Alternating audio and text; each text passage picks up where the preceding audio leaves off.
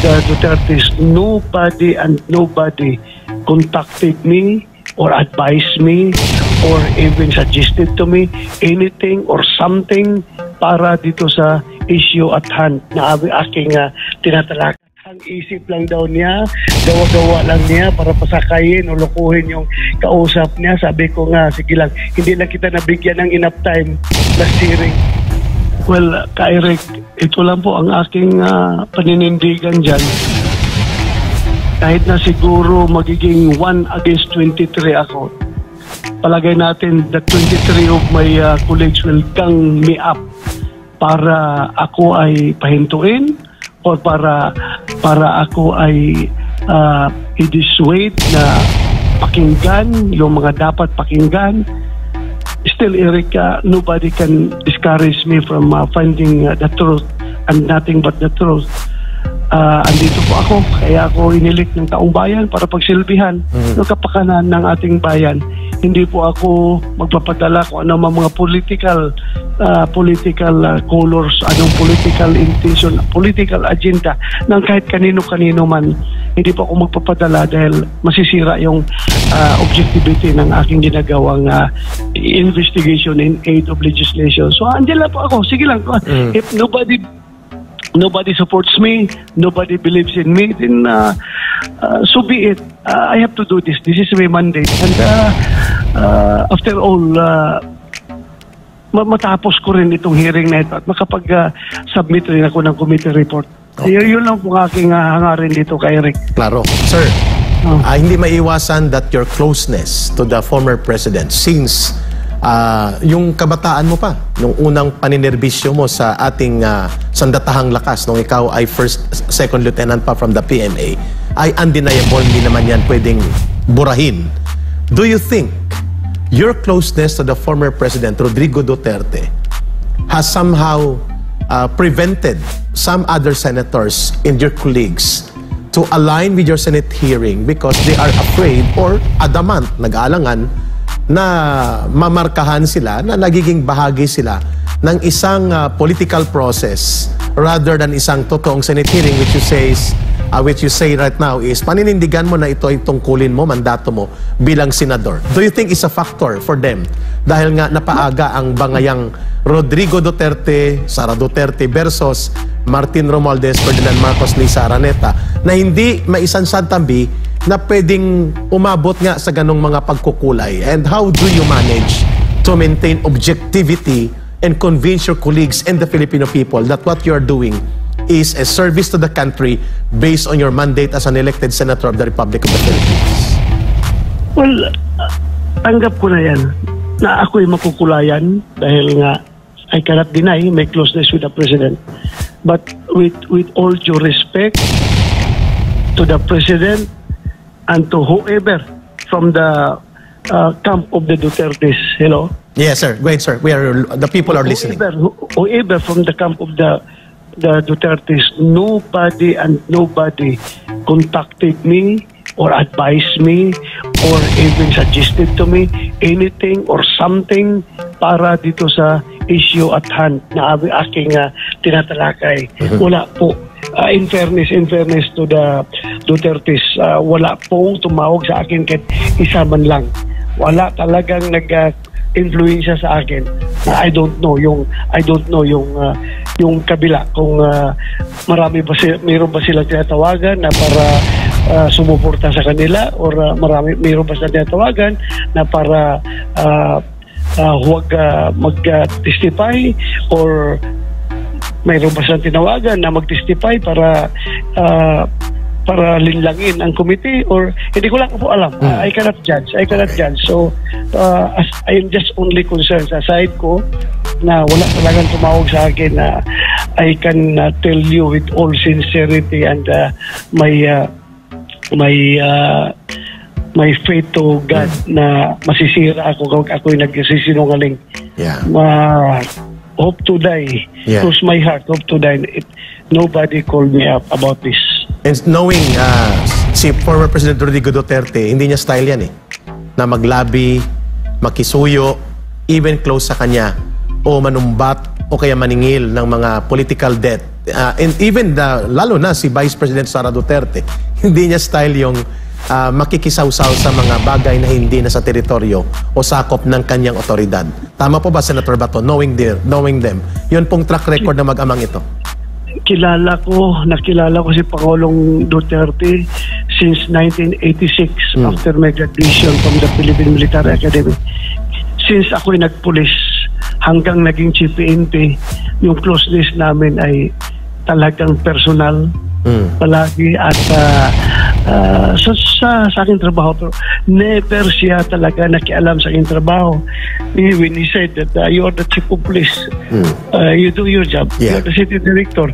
Just do your job and tell me what do you need from me, from the local government, to support you to become successful in the performance of your mandate. Sabihin niyo kung anong kailangan niyo, pero sabihin mo na siya ay nagdidirekta, siya ay nagbibigay ng instruction na ganito, ganun gawin. Never in my lifetime na sabi siya ng ganun. Claro. Magsasabi lang siya ng intention niya, okay, I want to end the drug problem in the city. Bahala na kayo kung ano gawin niyo yan. Kailangan ating tapusin ang problema. So, ang gano'n lang. Wala na po specifics kung anong gusto mong gawin. So, as a commander, you devise your plan na para ma-implement mo yung intent of the local chief executive. Yan ang intent niya. Matapos ang duga, wala na. No further instruction, no further supervision, no further follow-up. Basta sinabi lang niya gano'n. So, gano'n po ang klaseng liderato ni Pangulong Duterte hanggang siya ay naging presidente. No, ako ay naging chief PNP, never siya nakialam sa aking trabaho. Never siya nag-caution sa akin. Kahit na yung ibang mga ginagawa ko ay sa tingin nga ng iba ay sa mukhang hindi safe, hindi leading towards may mga hindi magagandang kakalabasan. Pero yung too risky, no? Hindi siya tumawag. Senator Bato, you mean very risky sometimes yung decision making as a commander? Risky. I have to make the decision. Siya po wala pakialam. Kaya if you observe, pati yung kanyang SILG nung panahon na yun, ay hindi po nakikialam sa trabaho ko. Sekretaryan niyo? Hindi, yung sekretary, hindi nakikialam dahil alam niya na hinahayaan tayo ni Pangulong Duterte na gawin yung ating mandato bilang Chief of the Philippine National Police. Correct. Kaya po, wala po nakikialam. Kahit sino, wala po nakikialam sa aking trabaho. Sir. Kaya ganun po ang style ng leadership ng ating Pangulo. And knowing him, si Senator Bato, sinabi mo, lalo na din ang kanyang anak, si Vice President Sara Duterte, hindi niya style na maglabi, makisuyo, o kaya mag-influence operation. Tama po ba? Tamang-tama po yan. Wala ka ma-expect galing coming from her sa mga ganung bagay. Silang dalawa naging boss ko yan. Both of them naging mayor ng Davao at naging boss ko yan silang dalawa. Although medyo iba-iba yung style, templada, iba yung style, ibang approach sila, pero both of them, masasabi ko, hindi nakikialam sa trabaho ng pulis. Hindi nagbibigay ng pakialam basta sa kanila. They are there to support you para gampanan ang iyong mandato. Which brings me to a very controversial question. Ito po yung isa sa revelation ni Jonathan Morales as one of your main resource persons sa Senate hearing po ninyo na kinokondukta, na sinasabi niyang siya po'y nilapitan ng kanyang kasamahan na dating PDEA operative, nilinyahan at may halong bribery, pananakot, among others, at na-record po ito sa kuha ng CCTV camera doon mismo sa kanyang bahay at tumutugma ang kanyang mga sinasabi doon sa recorded voice component or audio component nitong CCTV na nakuha natin. At ito na yung sinasabi natin. If Jonathan Morales is an evil person, a polluted witness, the way some of your colleagues would like to deliver that message, and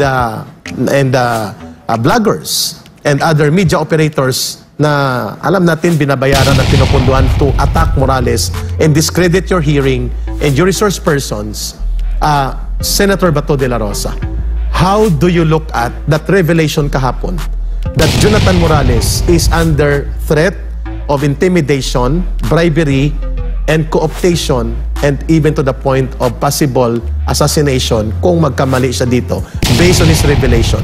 Do you believe your resource person upon his revelations kahapon dyan sa Senado? Kay Eric, the video speaks for itself. Okay. Panoorin mo lang video, pakinggan mo, at malaman mo kung ano ang estado. Anong estado ni Morales ngayon. Kung siya ay talagang discredited siya na resource person, bakit pa siya kukumbinsihin na tumahimik? Di ba? So, ganun lang po. The video speaks for itself. Yeah. Alam ko maraming Pilipino nanonood sa video na yun. Yes. Nakikita nila. Viral. At bibigyan ka pa ng statement coming from yung tao na nagsasalita na katang-isip lang daw niya, gawa-gawa lang niya para pasakayin o lukuhin yung kausap niya. Sabi ko nga, sige lang, hindi lang kita nabigyan ng enough time last hearing. We will see next hearing. But he will be called upon again.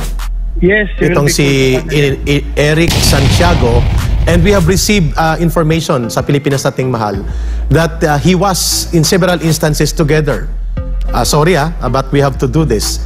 Sa pictures and sa gathering kay James Kumar, kay Senator Jinggoy, at pati itong si Eric Santiago, ay they were cozy to one another or among themselves in a party or in a gathering. And ikaw maganda, nag-volunteer ka na you know personally James Kumar, and I also personally know James Kumar because he was providing or he is providing support to the PNP programs on community relations, on establishing organizations and support multipliers to the PNP, which are above ground and above board and normal procedures. Alam mo yan na sa community relations, the police must have stakeholders. Pero yung ibang kasamahan mo ay nagmamaang-maangan. There were pictures na kasama si Chis Rodero, kasama yung iba pang si Bong Revilla. At parang ikaw lang ang umamin niya. I know that guy, James Kumar. And wala kang pag-aalangan. Even the President and the First Lady nandito po nakikita ngayon on screen. How do you look at the revelation of Jonathan Morales na itong James Kumar ay hindi AI, hindi ito artificially generated personality kagaya ng gustong palabasin itong arugante na nagtestigo kahapon na si Picoy. Sa pangalan pa lang Picoy na pero sa diskarte. Senator Bato, your reaction. And hinangaan ka ng mga tao for being straightforward to say, I know that guy, James Kumar. Kasi wala ka namang hocus-pocus na transaksyon sa taong ito, and I know his involvement with your PNP leadership was about stakeholders engagement in community relations, which is a program of the PNP. Senator Bato. Yes, kilala ko siya. Kailangan kasi pag ganun, kung huwag ka na maghintay pa na somebody pa magbubulgar sa yung pagkakilala sa kanya. Yes. Automatic sabihin mo na kung kilala mo siya, kilala mo. Kilala ko naman talaga siya dahil doon sa nung Chief MP pa ako, parang BECC chairman pa yan siya. Violence Against Crimes and Corruption, chairman o president. At nung naging senador na ako, nag-attend yan ng hearing dito sa Senado. Kilala ko yung tao na yan. Kilala ko siya pero hanggang level lang na ganyan. Nakilala ko siya to our official interactions. Pero personally, hindi ko rin masasabi na wala kaming personal dealings masyado. Yes. Puro lang yung at the official level lang. Yeah. Kaya kilala ko siya, kaya dapat hindi siya magdadalawang isip na umatin sa hearing. Inimbitahan siya, dapat mag-attend siya. Correct. Yes, Senator Bato, how crucial this identification of Jonathan Morales through video call recorded sa kanyang cellphone at sa kanyang CCTV, the correlation and coherence of circumstantial factors and variables pointing out na siya ay nagsasabi ng totoo, may ugnayan ng kanyang mga naunang mga salaysay sa Senate Committee hearing mo ninyo, at hindi po yon tumutugma sa sinasabi ng ibang colleagues mo na gusto niyang i-dismiss na paulit-ulit, storyline, storytelling. Pero kung titingnan mo bilang ikaw isang batikang investigador at operatiba at intel trained din bilang officer sa panahon ng kabataan mo, nakikita ba ninyo ang pattern ng pagtutugma, correlation of circumstances, events, and versus doon sa kanyang nire-reveal na confidential informant related to the drug operations that was covered up allegedly by Executive Secretary Paquito Ochoa na no-show pa rin for 2 hearings and eventually involved pati ang asawa ni now President Marcos Jr. then Senator pa. How do you look at ang pagtatagni-tagni at pagtatagpo-tagpo ng mga revelations ng sirkumstansya at mga bagay sa inyong naimbestigahan, Senator Bato? All of these pieces of evidence are very crucial to the committee in coming up with the committee report. At sinabi ko na nga sa iyo kanina, Eric, the video speaks for itself. Yeah. Bakit ka pa kailangan kausapin? Kung walang kwintang tao ka, hindi ka namin paniniwalaan, lahat na sinasabi mo ay pawang kasinungalingan, bakit pa ako magpadala ng tao na para kumisihin ka na tumahimik ka na lang dyan, huwag ka na magsalita, at may mga words of bribery pa na narinig natin. Yeah. So, klarong-klaro man doon sa video na yon. Klarong-klaro. At may halong pananakot pa na pwede siyang patayin anytime, in any manner, hindi nagamitan ng baril, manggain na lang daw ng sasakyan, or to the lalasunin, to that effect. Parang gano'n ang sabi nung taga na Pulcom na nagdi-deny. Na doon kahapon, hindi ko lang masyado nag-grill dahil nga kinapustay ng oras. Senator Bato, nakikita ng taong bayan. Some of your senators, colleagues, or Senate colleagues, na kapwa senador mo, ay inaagaw po ang initiative for you to conduct a hearing as the lead committee chair. Pero you maintain composure, bearing, and professionalism kasi mga miyembro sila ng komitiba, you cannot be accused the way Trillanes accused Senator Gordon before, na committee de waste de kutsilyo. We understand how do you manage to navigate, napakahirap nun, lalo na po na magkaroon ng personal na sagutan at magkalapit ng si Senator Jingo Estrada at si Jonathan Morales, no? Nakita yun kahapon. And maybe we can play up the video how you trafficked them to remain calm and composed. Senator Bato, do you expect ng iba pang ipapatawag like James Kumar na may maraming mga pakikipag-ugnayan sa mga colleagues mo at mga high-profile politicians, and then si Paquito Ochoa, sana gumaling na siya sa kanyang COVID-19, and itong involved na PDEA ex-operative yata ito, nakasama ni Morales na siyang nagkukumpas-kumpasan na nakatayo sa harap ni Morales. All of this are beginning to fall into pictures and bring in the puzzle that indeed there is truth to what Morales revealed from the confidential informant's deposition of documents na ngayon ay nawawala sa PDEA. Senator Bato, how do you manage this kind of very highly charged, volatile situation in the Senate hearing? Ang sa akin lang, Eric, I have to maintain my composure at in dealing with my colleagues. I deal them with utmost respect. Kahit na minsan nakikita ko na medyo nakikita ko na yung kung saan papunta saan yung inclination ng kanilang mga diskarte, no? Kahit na nakikita ko na may inclination yung kanilang ginagawang diskarte, still may kanya-kanyang diskarte tayo. Respeto ko pa rin yan na hindi ko po sila basta-basta lang na i-disregard dahil mga pareho rin yan na may mandato galing sa taong bayan. Binoto yan ng taong bayan para maging senador at pareho rin po kami na may trabaho na dapat gampanan. So, ganoon lang po ang aking pagdala sa kanila, pagtratar sa kanila bilang mga kulig ko. At never po akong manginsulto sa aking mga kasamahan. Respeto ko sila kahit ano-anong pinagsasabi nila. I still maintain respect sa aking mga kasamahan. Very good.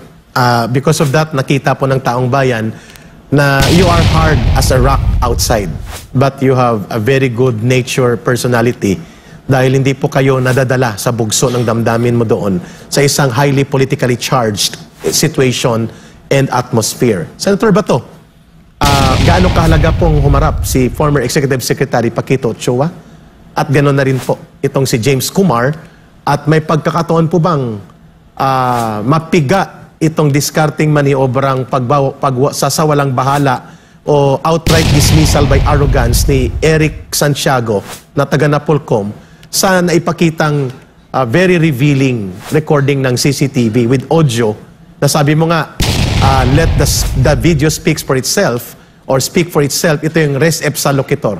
The thing speaks for itself. Wala ka nang ipaliwanag kasi alangan namang inimbento yon out of Photoshop or video editing and movie maker application ni Morales. Sir, gaano kahalaga po yung other resource persons na tinatanong sa inyo ni Senator Chis Escudero?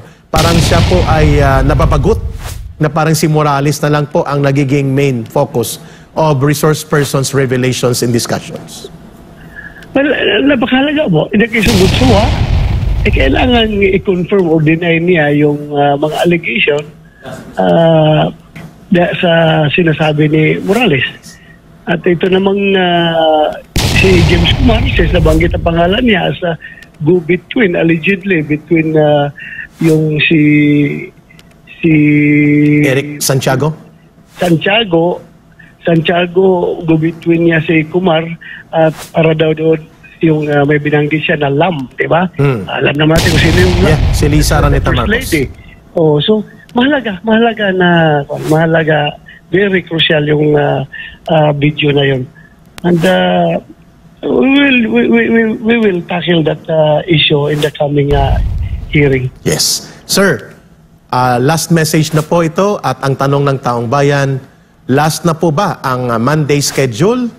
And are you being talked to, kinausap po ba kayo ni Senate President Mig Zubiri, ni Senator Mig Zubiri na idahan-dahan na at kayo po ba ay sinabihan na kung pwede katapusan na sa Lunes upang matigil na ang pagkakaroon ng ganitong ka-explosive na kalagayan sa Senado dahil sa presensya ni Jonathan Morales? And were you informed also last night, sir, na there are pending warrant of arrests against your resource person, and can that warrant of arrest be implemented inside the Senate or while the Senate committee hearing is ongoing to take away Morales from your list of resource persons? How would you react to this, sir? Well, pag-aaralan ko yan, pag-aaralan ko, titingnan ko, habang nasa kustodiya siya ng committee ko, and that the session is, the hearing is ongoing, I think he deserves the protection of the committee. Tama. And kung totoong may warrant of arrest siya, then iserve sa kanya doon siguro sa paglabas niya sa Senado. Kung isi-serve nila yun. Titingnan natin, pag-aralan ko yan. Sige. At titingnan natin kung what we can do. Yeah, but Basta I cannot be a party to obstruction to justice. yeah, tama. Yun lang nga masasabi ko. Opo. And sir, this will be the last Senate committee hearing, and then you're going to wrap up, or are there other opportunities for other resource persons to be presented in your list of probable to be invited as resource persons? Kung makuha natin, magiging physically present yung mga inimbitahan natin na hindi pa naka-attend, and we are satisfied with all everything that we want to ask dito sa mga resource persons na ito, then maybe we can wrap up at magagawa na tayo ng committee report. But I would like to tell you frankly that Senator Zubiri, that Senate President, kahapon sa kanyang statement doon sa hearing, in fairness to him, he just give us the reminder, not only to the committee but to all the committees. Nagbigay siya ng reminder na hindi tayo paggamit sa politika, ganon, which I positively acknowledge, and hindi lang naman siya ang worried dyan, kundi pati kami lahat. Okay. Kailangan magbantay na hindi tayo magamit sa politika.